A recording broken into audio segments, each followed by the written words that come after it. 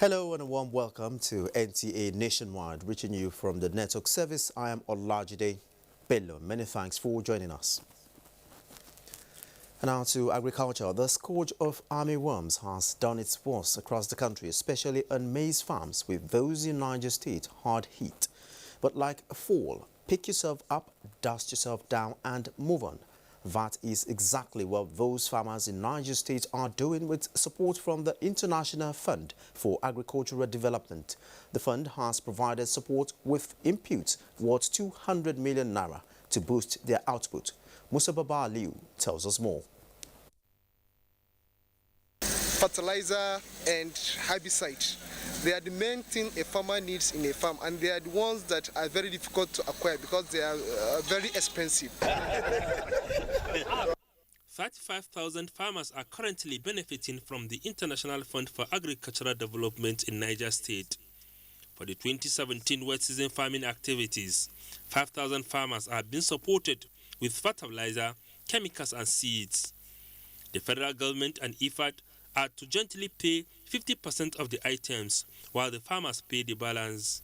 If the farmer use these inputs in the field, we don't expect them to harvest less than 6 to 7 metric ton at the end of the cropping season.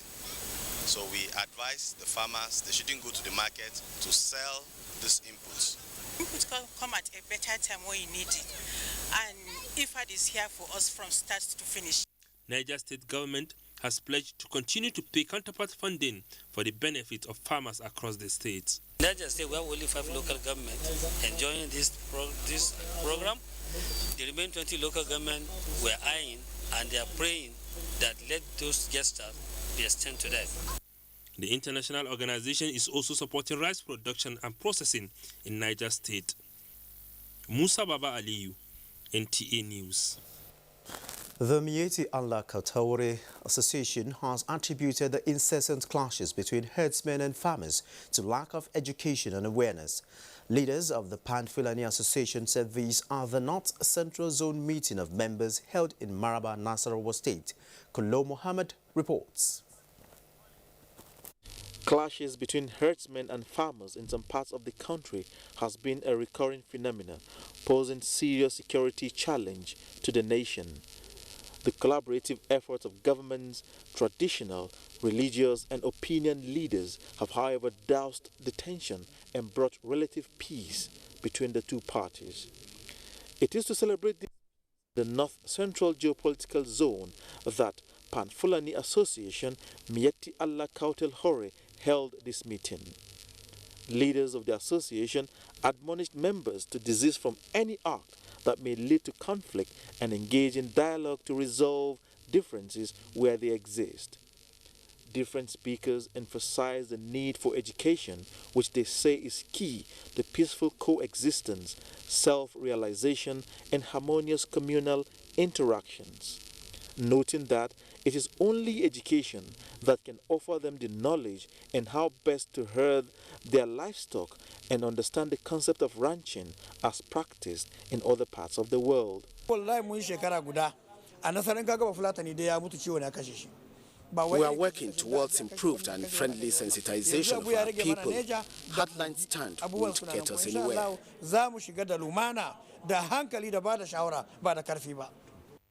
While attributing the relative peace achieved to working closely with security agencies, Wakili Gidado decried kidnapping among members, cattle rustling, diminished migratory paths, and utilizing their modest communities as launch pads by criminals. Representatives of security agencies were also at the meeting.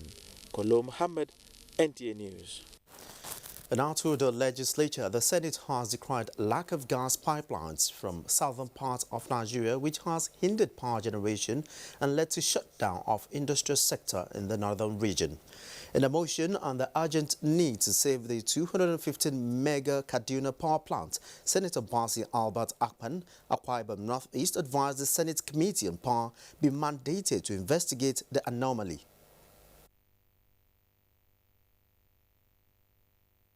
To get the Kaduna power plant working in the next 6 months to allow the northern parts of Nigeria enjoy the benefits of the installed 215 megawatt power plant is to provide an alternative gas supply mode to the plant.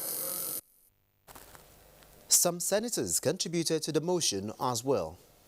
It's for the committees responsible to do investigation and bring out the facts. Who is the person that doesn't want power to reach the north? 214 megawatt of power now to be dependent on somebody bringing diesel from the ports, transporting it by road all the way down to Kaduna, and then, I mean, how would this happen? The managing director of the Great Green Wall, Goni Ahmed, says since its inception in 2013, the agency received only 10 billion naira. The fact that the agency was not captured in the 2016 budget also slowed down its activities. National Assembly correspondent Rabi Musa reports that the managing director was before the Senate Committee on Environment to provide insight on the areas of intervention by the agency. Concerned by complaints by some members of the National Assembly on the level of land degradation in 11 states in the north and the dangers associated with desert encroachment, the Committee on Environment, led by the chairman, wanted to know why the managing director of the Great Green Wall was silent when the agency was not captured in 2016 appropriation, leading to slow pace of work in the affected states. We know trees that will do well and in the future and the ones that won't. We want to see that whatever you've invested, that we see it coming up. The managing director of the Great Green Wall, Goni Ahmed, said despite the paucity of funds, the agency was able to carry out some activities. Several contacts have been made with the World Bank, African Development Bank, collaborate with several other agencies. The committee advised the agency to look into creative ways of generating funds to improve its operations. Rabi Musa, NTA News. Representatives has passed the 3 petroleum industry bills for second reading. The bills seek to address issues of governance, host communities, legal and regulatory framework in the petroleum industry. Our National Assembly correspondent Ignatius Nkwo spoke to Representatives Mohammed Tahir Mungono, who presented the bill, and Victor Nwokolo, Chairman, Petroleum Upstream. Well, the petroleum industry bill is one of the bills that actually Nigerians have been anticipating to see it get through at the National Assembly. And then on the 25th of May 2017, the Senate passed a version of this bill. And then today, the House of Representatives is considering them for second reading. And I have with me the person that presented the bill. Now, tell us, what actually does this bill seek to achieve? Well, the petroleum industry governance bill seeks to unbundle the NNPC into various entities for the ease of doing business and for transparency, and also to bring it in tandem with international best practice. Thank you very much, sir. Now, sir, tell us that this bill we are separated into 3. What are the aims of this? Well, they're all interwoven, let me say, because you can't have a good petroleum industry bill without the physical, without the host committee, and without the governance bill. They're all interwoven. Let me say something. What we are trying to achieve if this law is passed, is creating a one-stop shop for all the relevant laws that governs the oil and gas sector. Half of our laws are already outdated, and again, the gas laws are not adequately provided for, and all over the world, they are shifting from crude to gas development all over the world. Maybe for power and for that. All right, thank you, sir. All right. Well, this bill at this point in time, being passed for second reading. Then there are these other 2 that will subsequently be considered. And as soon as these bills are passed for second reading, as usual, it will be be expected to receive a lot of legislative input, which would come from members of the public. It's now back to the studio. Many thanks, Ignatius. And away from the legislature, Nigeria in frantic effort to save repatriated artifacts. Over now to Ademola for details in Lagos. Ademola.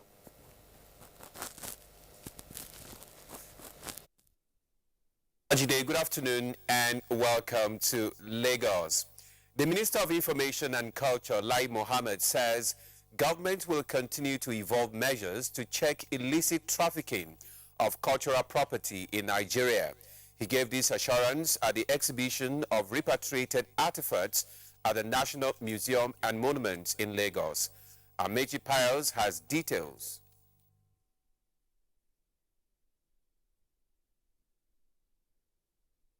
Well, we're still working on that story. We'll bring it to you in our subsequent bulletin. We'll now move on to the next story.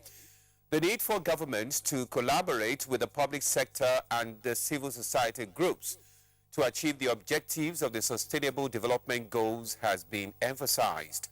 This was the submission of some civil society coalition groups members at an SDG conference in Lagos. Annie Daniels reports.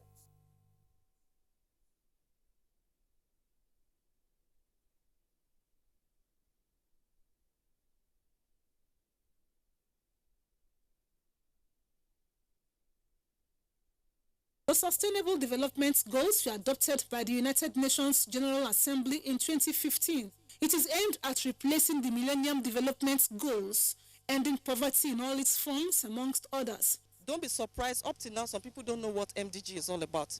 Reason being that the awareness was not done at that time. This conference is put together to create more awareness and educate all the authorities concerned.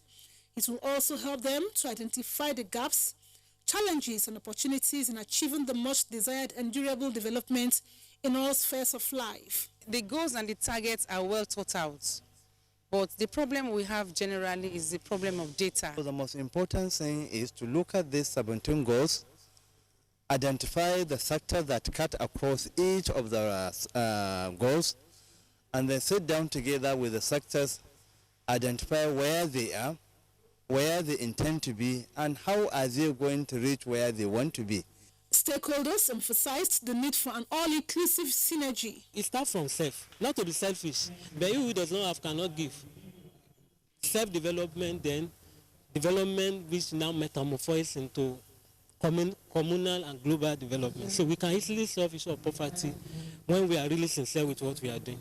The general consensus here is that with coherent global partnership, geared towards providing the necessary finances, capacity, technology and innovations to developing countries, the 17 Sustainable Development Goals will be achieved. In Lagos, Annie Daniels, NTA News. The Chief of Air Staff, Air Marshal Sadiq Abubakar, has assured officers and men of the Nigerian Air Force of improved welfare facilities to improve their operations. He gave the assurance at the commissioning of Airmen's transit accommodation at the Air Force Base in Shasha, Lagos. Amechi Piles reports. The Nigerian Air Force is no doubt strategic in ensuring peace and stability in the country. This task comes with a lot of challenges.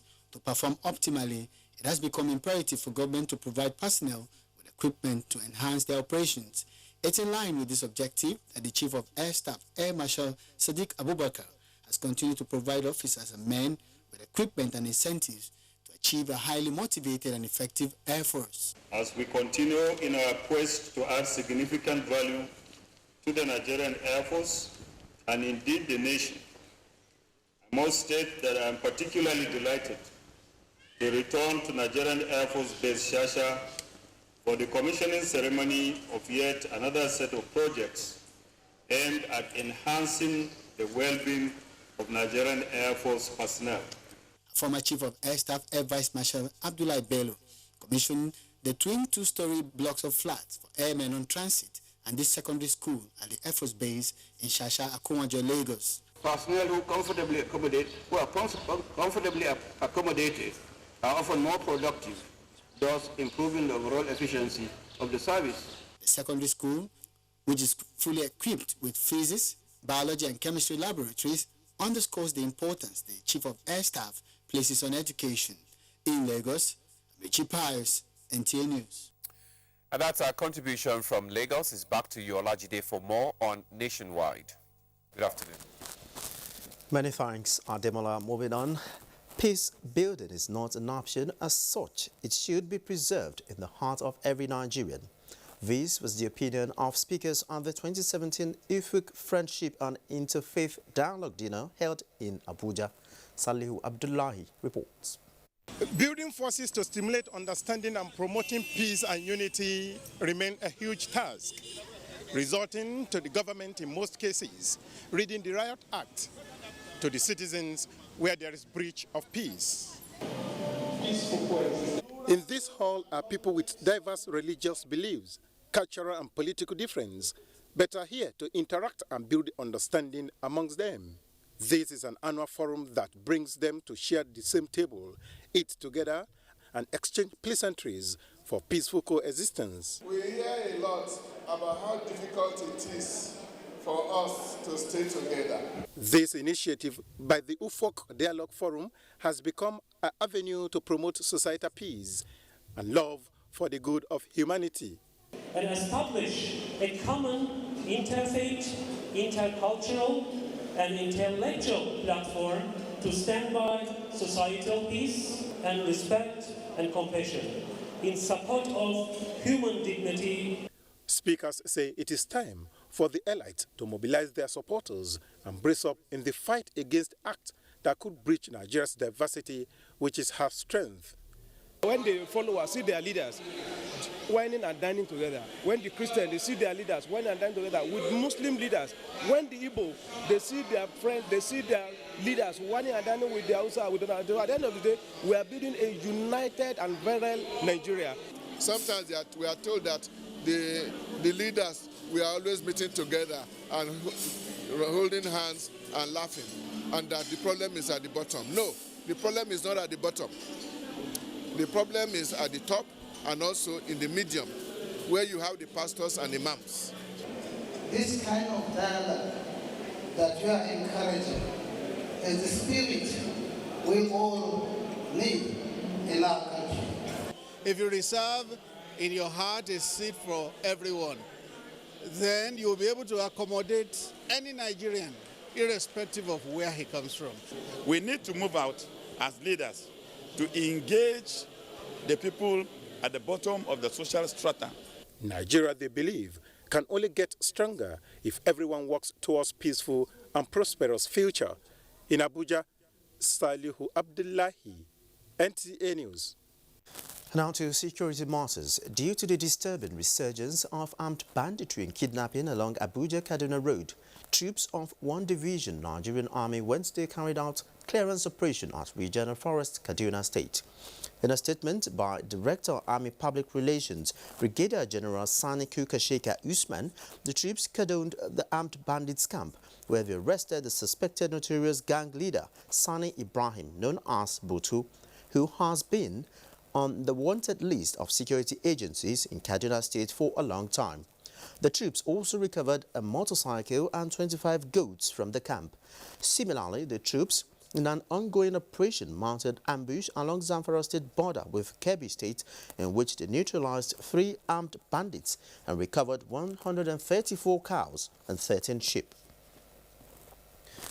And now to some health matters. Family physicians have been tasked to brace up to the challenges of medical practice. Senator Abdullahi Adamu the call during the 2017 Joint Update course of National Postgraduate Medical College of Physicians in conjunction with Federal Medical Center, Kefi, Nasarawa State. Agatha Joseph reports. Declaring the workshop open, Senator Abdullahi Adamu acknowledged the contribution of medical practitioners in nation building and called on them to improve in their service delivery in line with global best practice. I have a passion for what happens anywhere in Nigeria that promotes life. I believe that they are well trained. The health indices of Nigeria will improve by reason of they are being pumped into society. A resource person, Dr. Amawo Emmanuel, says use of mobile device while examining patients is unethical. Keeping my patient sitting down and operating phone or opening computer is not fair. We will want to use this week to correct that anomaly. We expect that they will have been impacted more in the primary care of eye diseases. The theme for the workshop is Joint Update Course and Training of Trainers from Kefi. Agatha Joseph Obioha, NTA News. In line with the federal government's commitment to the provision of adequate healthcare facilities for core members in orientation camps across the country, the wife of the Nasarawa State Governor, Mero Tanko Almakura, has laid the foundation for a comprehensive healthcare center at Magaji Danya Musa NYC Orientation Camp, Kefi, Nasarawa State. Again, Agatha Joseph reports. During the foundation laying ceremony, the wife of the Nasarawa State Governor, Mero Tanko Almakura, pledges to use her pet project, Telefi Women and Youth Foundation, to see to the success of the project. I want to assure you that this project will be done expediently, with all my strength, with all my friends, and very soon the will take effect. The coordinator, NYSC Nasarawa State, Zainab Issa, says with the increase in population of core members, the camp's clinic is overstretched, hence the need for expansion. Our effort is therefore to complement government's aspiration at meeting the desired healthcare needs of not only the camp community, but also that of our host community. And I believe that the coppers in this camp soon will have the best of care. We may not be able to benefit fully from it, but generation of doctors and even core members who will be coming down to this particular state would have something to look forward to, and will enjoy better health services. There was a drama presentation by the core members to drive home the message. From Kefi. And still talking health, the Nigerian Governors Forum Secretariat is collaborating with National Primary Healthcare Development Agency as well as Bill and Melinda Gates Foundation to review and find solutions to challenges being encountered by states in implementing the primary healthcare uniform policy. The idea is to ensure that the primary healthcare governance reform initiative becomes successful. Chimdima Ndubisi reports. The primary health care is the foundation of every healthcare system, being the first level of care close to the people, which offers cost-effective health interventions. To unify primary healthcare structures and programs at all levels, the primary healthcare under one roof policy was initiated. This gathering, therefore, is to assess the current situation, identify challenges, in addition to sharing experiences and successes of states in the implementation process. Whether it is in the area of routine immunization, data quality improvement, vaccine development, and very importantly, demand creation at the community level, we are taking bold steps to bring about effective coordination at the national level. Get our governors on board, ensure that there's better funding, and then to empower the champions at the state level. The development partner's role in this initiative is to provide technical support. We have provided what they call the e-hub. The e-hub is the platform on which a lot of things can sit. So all the tools and manuals that have been developed to support states can now be accessible on that platform. It's particularly important for me to see that all the tiers of government that are responsible for primary health care are together. The strict implementation of this policy will strengthen the primary health care systems, resulting in efficient health allocation and improved health services. In Abuja, Chimdima Ndubisi, NTA News. Plateau State Governor on assessment of flood-prone areas, Shehu Said, will give us details from Jos Network Center. Said. Thank you, Olajide. Good afternoon and welcome to Jos. A valedictory court session has been held in honor of eminent jurist and former Chief Judge of Plateau State, late Justice George Uloko. Governor Simon Lalong says the late luminary was a man of honor who worked assiduously for the unity of the country. Paul Dama reports. The valedictory session was attended by relatives and members of the bar and bench who came out to honor the late Justice George Uloko. Governor Simon Lalong, who recounted some past experiences with the deceased, said he would remember him for his conduct, decorum, and sound judgments in cases he presided over, and for his passion for the unity of the country. For those who appeared before him or who were privileged to practice when he was here, will always know that he left a legacy. He was somebody who was working for one Nigeria. Today, people are calling for secession. Today, people are giving quick notices. They are all unnecessary. If we follow the good footprints of our leaders like Justice G.I. Oloko. Chief Judge of Plateau State, Justice Pius Damlak, in his valedictory message, espoused the qualities of the eminent jurist and his contributions to the growth and development of the judiciary. Lived with integrity, honor, dignity, and thereby propagating the tenets of the legal profession. Son of the deceased, Mr. Linus Uloko, the Just Branch of the Nigeria Bar Association and the Attorney General and Commissioner for Justice, Plateau State, colleagues and friends said the deceased earned himself a reputation and was honored as officer of the Order of the Niger by former President Jonathan. The late Justice George Uloko served as Chief Judge of Plateau State for 15 years and is regarded as the longest-serving Chief Judge of the state. In Jos, Paul Dama, NTA News. Meanwhile, Governor Simon Lalong has assured prompt intervention in areas prone to flood in view of the heavy downpour being experienced across the state. The governor gave the assurance while inspecting some areas which were flooded as a result of heavy downpour. Again, Paul Dama reports. Governor Lalong was in company of officials from the Ministry of Works and Transport, Jos Metropolitan Development Board, Plateau Environmental Protection and Sanitation Agency, Ministry of Housing and Urban Development, and the State Emergency Management Agency.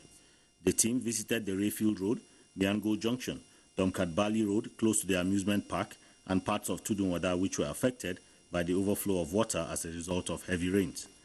The governor was informed that part of the problem is inadequate drainage systems, while in some cases the drainages were blocked. The team were also at Apollo Crescent, where a large portion of the road has been eaten up by erosion. This time we are very careful. We don't want to take chances.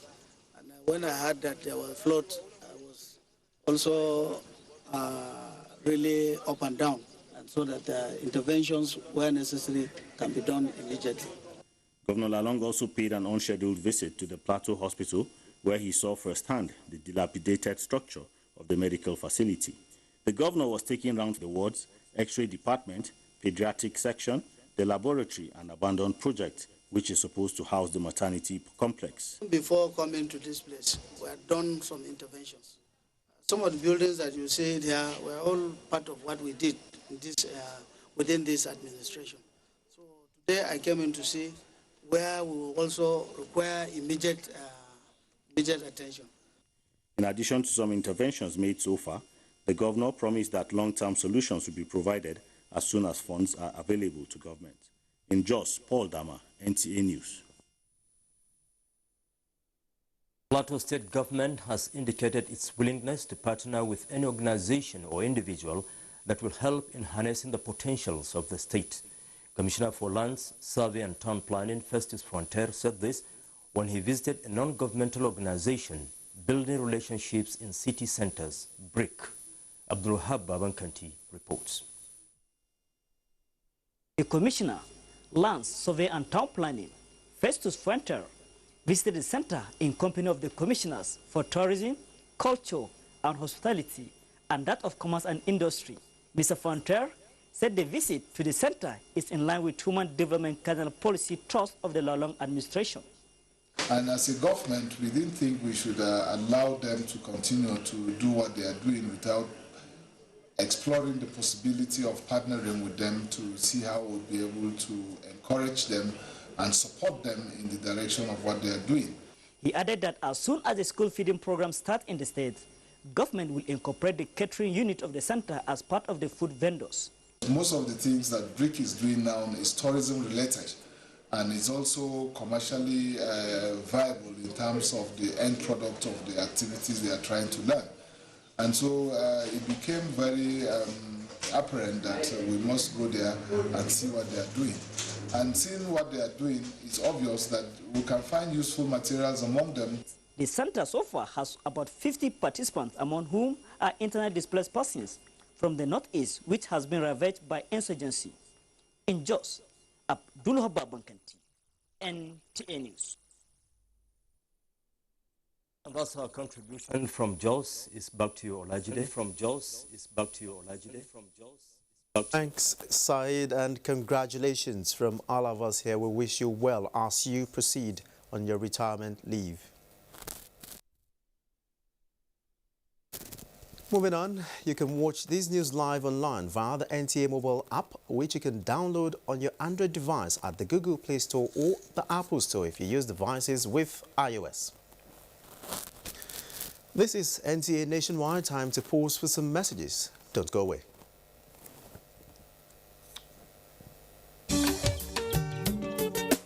Change does not just happen. You and I and all of us must appreciate that we all have our part to play if we want to bring change about. We must change our lawless habits, our attitude to public office, and public trust. We must change our unruly behavior in schools, hospitals, marketplaces, motor parks, on the roads, in homes and offices. To bring about change, we must change ourselves by being law-abiding citizens.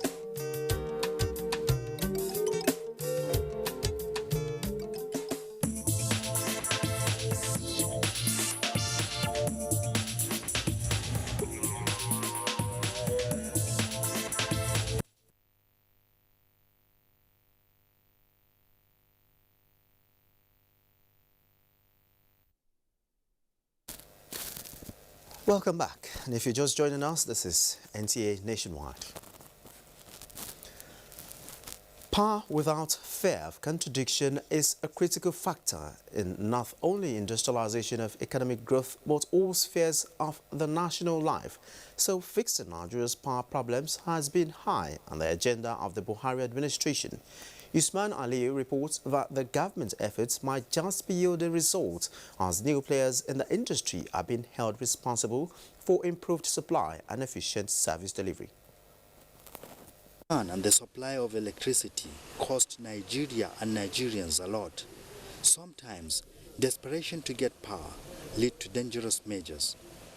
Struggles to remove Nigeria from chronic power starvation profile has been for decades. But with recent monthly meetings like this one in Ogoji Transmission Substation in Enugu by key players in power sector, one thing is certain: issues of responsibility arise. Responsibilities, actions and inactions by generation, transmission and distribution companies as well as consumers are presented side by side.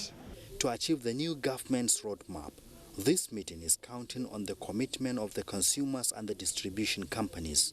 Everybody has a role to play, not just those who produce and distribute power, or those who sell gas and all of that, but those who consume energy also have a responsibility in terms of how to use energy, how to use it efficiently, and how to conserve it. Disputes across the country over inaccurate metering, high charges and inefficiency form part of the discussion at this gathering.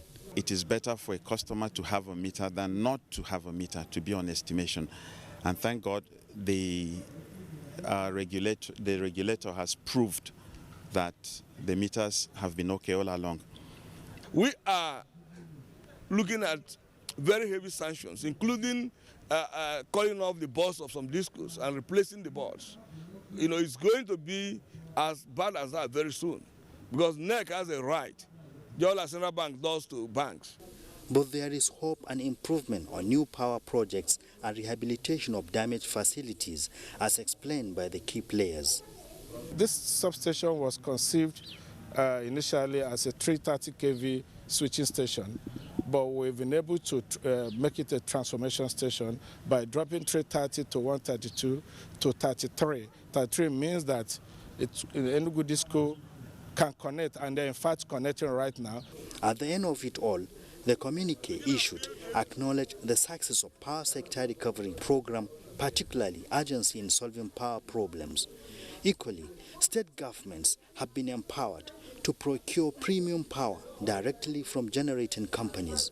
The communique charged the Electricity Regulatory Commission to intervene over allegation of disconnection of some prepaid metered customers. Usman Aliu, NTA News. Still talking power, the House Committee on Power has urged the management of Rural Electrification Agency to decentralize its operations, just as the Committee on Telecommunications frown at poor service delivery by mobile telephone service providers. For details of these and other committee activities, here is National Assembly correspondent Rabi Musa. When the Managing Director of Rural Electrification Agency appeared before the House Committee on Power, members raised various issues, award of contracts and procurement procedures. The chairman, Dan Asuko, advised that tenders must be properly advertised and the process of selection transparent. The payment is loaded. Okay? When you offload the payment, it's credited to the company. So these other three, where does it go to?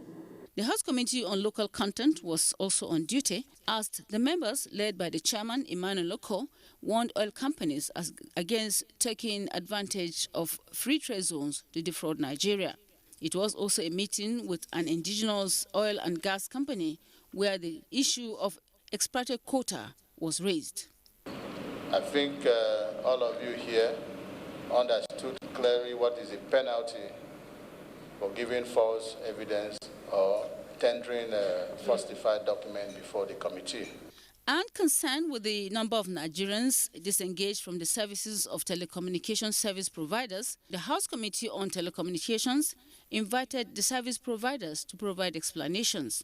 The Chief Executive, however, did not show up, but the Chairman, House Committee on Telecommunications, Sahid Fijabi, has given them another opportunity to appear before the committee. The next time you are coming, we want either of your executive directors, since you don't have the GCOO. In recent times, members have expressed concern about poor service delivery by service providers. Rabi Musa, NTA News.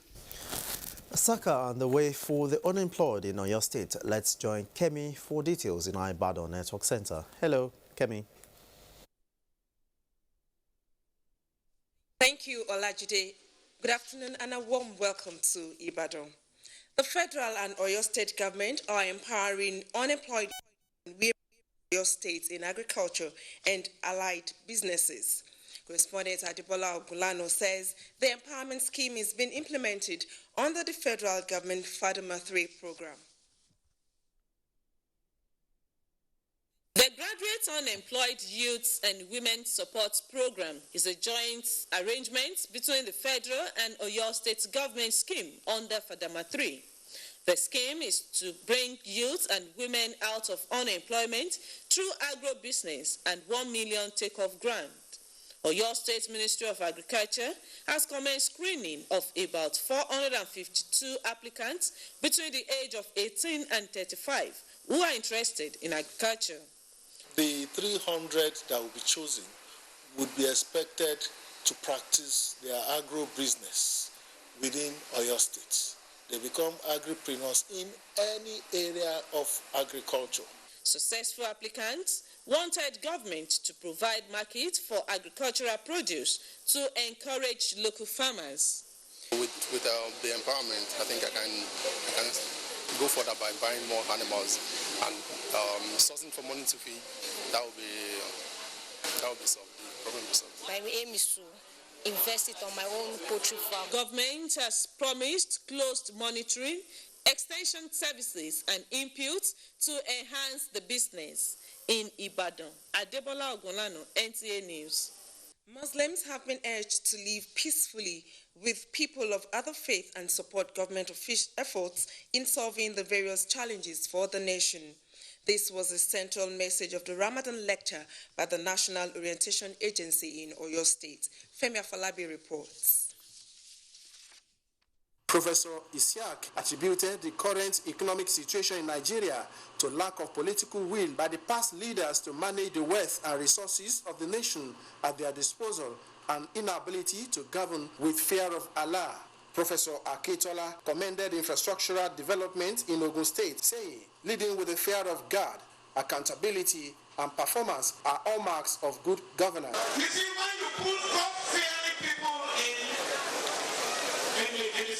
on the seat of power and the head of affairs, you see performance. The Ogun State Governor, Ibikule Amusun, challenged Nigerians, particularly Muslims, on the need to be alive to their responsibilities and contribute to the development of Nigeria, especially at this time of recession. Let me call all of us in Ogun State not to cease from their continued prayer.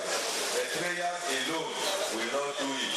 He urged them not to relent, but to continue with the good virtues they have imbibed during Ramadan. In Abeokuta, Lekon Agbonde, NTA News. That was a Ramadan lecture by Professor Ishaq Akitola in Ogun State. We now take you to the report by Femi Afalabi. The lecture, entitled Living Islam in a Multi-Ethnic Society with Peace, Social Cohesion and National Unity as Common Goals, attracted the who is who in the media and Islamic religion in Yoruba land. Guest lecturer Alhaji Rashid Adeshokon emphasized the need for Muslims to be ambassadors of peace in a multi-religious and ethnic society such as Nigeria. For social cohesion and national unity, we all should gather together and live together in peace. And that's the only way we will enthrone peace, stability, and prosperity. Director of National Orientation Agency in Oyo State, Dolapo Dosumu, says a good service to fellow human beings and the nation is a service to Allah. What is paramount at this moment is for Nigerians to live in peace. It's for there to be peaceful harmony among every Nigerian, irrespective of religion. As Nigerians, we have different ethnic groups, we have different religions. We should be able to tolerate one another, to accept each other the way we are. Other highlights of the event are recitation from the glorious Quran, special prayer for President Muhammad Buhari, and peaceful coexistence of the people. In Ibadan, Femi Afolabi, NTA News. An interstate social protection study tour under the auspices of the United Nations Children's Emergency Fund, UNICEF, has been in Osun State to understudy the impact of various social investment programs on the people. Olabode Arewa reports. The various social protection programs being implemented in Osun attracted interest from 16 states, whose officers will draw lessons towards adopting similar programs in their own states. Governor Ralph Aregbesola told the delegates that significant sums of money have been spent on initiatives such as O-Meals, ORIP, and OES with verifiable positive impact on the people's livelihoods. This is an integrated policy of feeding elementary, of feeding pupils in elementary grades 1 to 4 with healthy and nutritious meals every school day. We have engaged the services of 3,007 community caterers. The delegates visited some elementary schools in Osogbo to inspect the impact of the OME program on the pupils. Any program, for any program to be implemented in accordance with the design, it will be determined by the ability, willingness, and the commitment of the leadership. Osun and only, I think they have the required leadership. It's all about different policies and programs of government designed for the individuals and households across the life cycle that guarantees at least minimum life of dignity for each individual. The delegates are expected to inspect some of the ongoing social protection programs undertaken in Osun. In Osogbo, Olabode Arewa, NTA News. And that's it from Ibadan.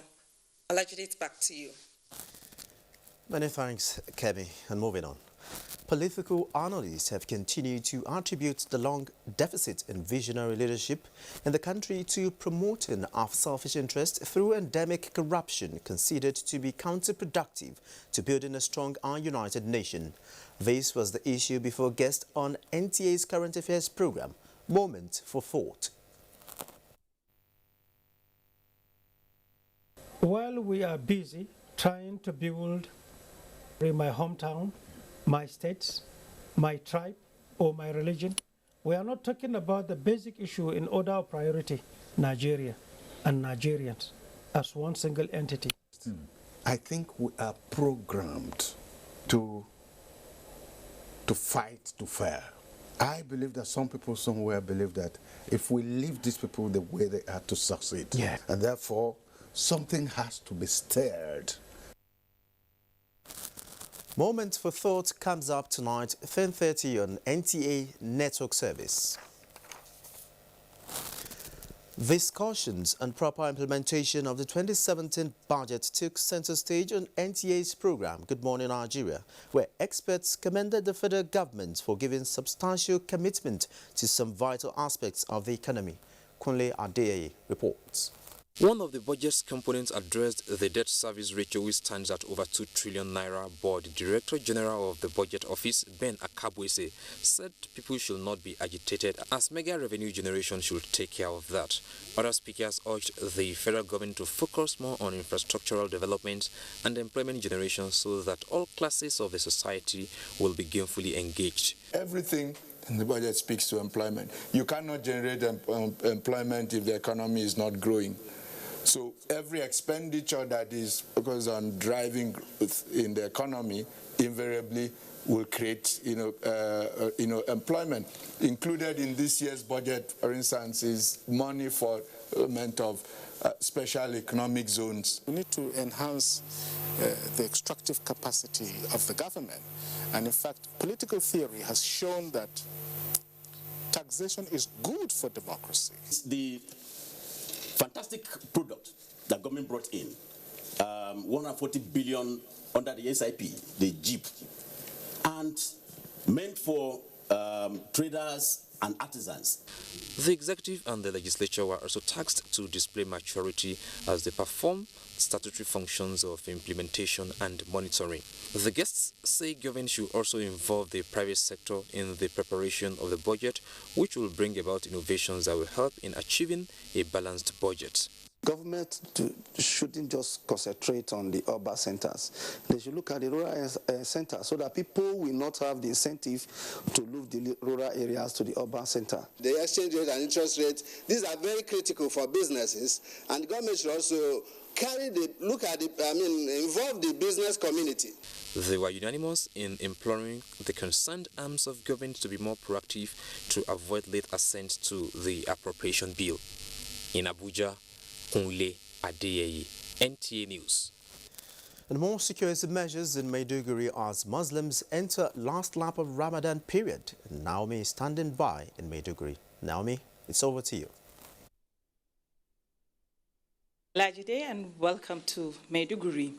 As Ramadan fast enters its last lap, Muslim faithful observe midnight prayers.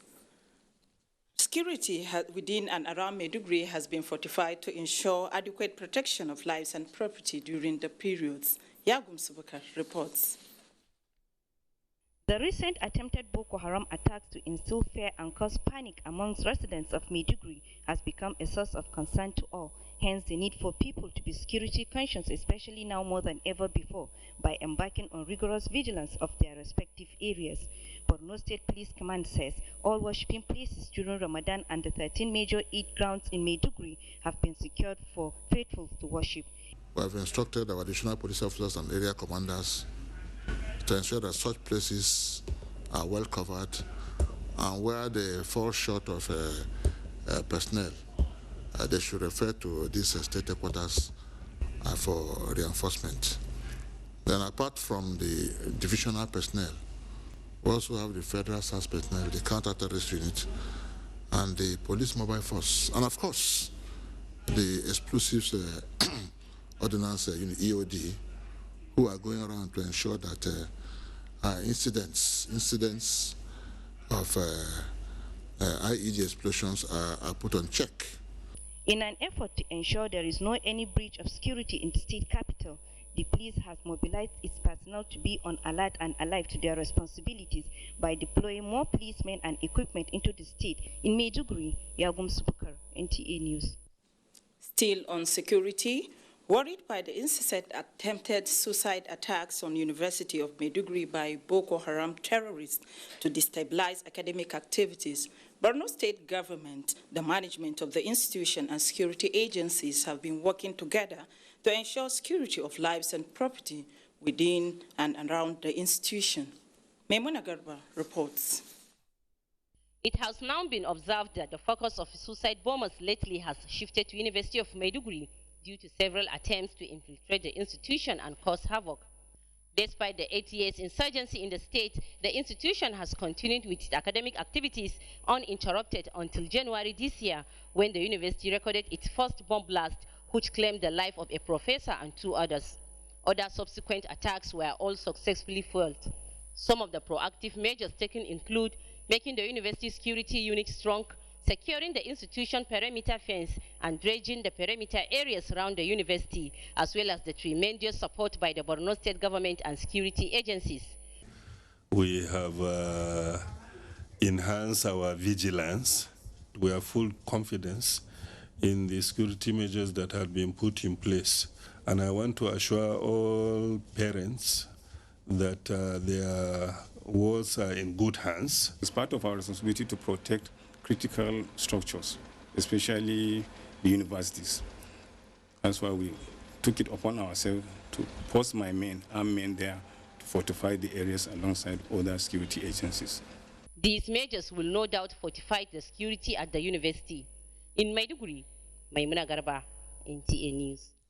Victim Support Fund has expanded its scope of program by involving development partners to assist in developing the Northeast. This came to the fore during a 4-day workshop for the support of victims of terrorism. Amina Fidi Ahmadu reports. Victim Support Fund has been of tremendous assistance to victims of insurgency in the Northeast since 2014.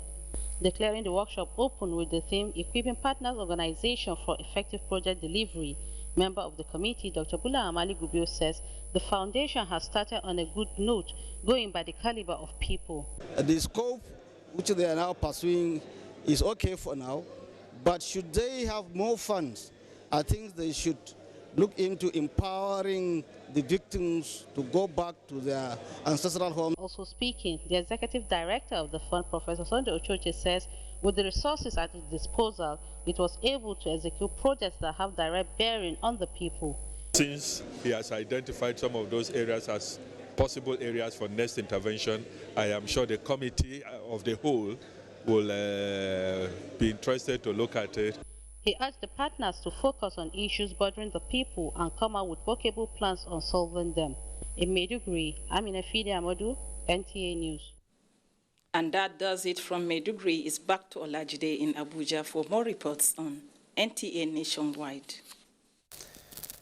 Many thanks, Naomi. Moving on now, the Chairman, Independent Corrupt Practices and Other Related Offences Commission, ICPC, Ekpo Inter, has challenged finance managers to key into the anti-corruption drive of the federal government so as to tackle corruption and leakages of public funds. The ICPC Chairman said these at a 7-day training for the 36 state commissioners for finance, accountants general and auditors holding in Kefi, Nasarawa State. Suraj Abdullahi has details. The ICPC chairman, Ekpo Inter, and the Auditor General of the Federation, Anthony Aine, who described the positions of the participants as strategic in governance, challenged them on ethical conduct in the discharge of their duties to avoid being victims of corruption. They should take home how to design preventive processes that will not allow the kind of huge monies that have been going out, which is making the front pages of newspapers. That should never happen again. If you prevent corruption from happening, no money will go out. The expenses involved in investigating, prosecuting, and recovery, whatever loot that has gone out will not be there. Some of the participants acknowledged the initiative, pledging commitment to professionalism. Prevention, corruption, and also fighting fraud will also allow the things that belong to the public to go to the public. So we are talking about recovering funds from different places, MDAs, ministries, and private homes. Who then lets those funds out of the system? The training has a theme, corruption and fraud prevention. From Kefi, Suraj Abdullahi, NTA News. Lesotho Prime Minister-elect devastated over the murder of his estranged wife, just as UK Prime Minister Theresa May others full inquiry into London fire. Visit more on Global Tidbits with Talatu Ezurike.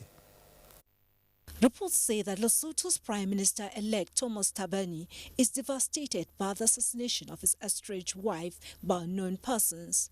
The couple filed for divorce in 2012 that is yet to be granted, while the deceased won a High Court judgment to be a First Lady instead of Prime Minister's-elect youngest wife. There are high hopes that the inauguration of the Prime Minister's-elect will still take place on Friday. From Niger, flood hits the country's capital, following heavy rains for several days that has claimed the lives of at least 9 children and collapse of houses. This comes as Belgium investigates Democratic Republic of Congo's Minister of Justice over alleged crimes against humanity related to the shooting down of a plane almost 10 decades ago. And UK's Prime Minister Theresa May made a brief private visit to the scene of London fire as she ordered for a full public inquiry into the incidents. That is all on Global Tidbits. Talati Ezarike, NTA News. Now talking sports, Nigerian athletes intensify efforts ahead of the Commonwealth Youth Games in Bahamas as China's bid to develop its football received endorsement by FIFA. Tamara Ibiwe has details in Sport Update. Former Chairman House Committee on Sports, Godfrey Ali Gaya, has advised the newly elected board members of the National Sports Federations to look beyond government support in financing some of their programs and activities. Gaya appealed to the National Assembly to come out with a policy tagged Sporting Activities Funds to cater for all the federations rather than lump their money in the ministry's budget. If it is clearly spelled out in the budget, for example, athletics, X million, Aquatic Federation, X million, then you hold them responsible. But when they always come to you kaba begging, whenever they have an activity, it is not sport development. 56 Nigeria athletes in camp in Abuja and Lagos have intensified training ahead of the 6th edition of the Commonwealth Youth Games, scheduled for 16 to 25 July in Bahamas, which will feature 1,300 young athletes from 70 nations. We intend to be in camp for the next 6 weeks, so as to really ensure that these children are in the best form of their lives, so that we can do Nigeria proud. China's bid to develop its football into one of the best in the world received further endorsement when FIFA President Gianni Infantino met President Xi Jinping in Beijing Thursday, as the world's most populous country hopes to push a bid for the 2030 FIFA Men's World Cup. With Sports Update, Tamara Ibiwe, NTA News. But that's it on NTA News Nationwide. Many thanks for being a part of it. I'm Olajide Bello. Good evening.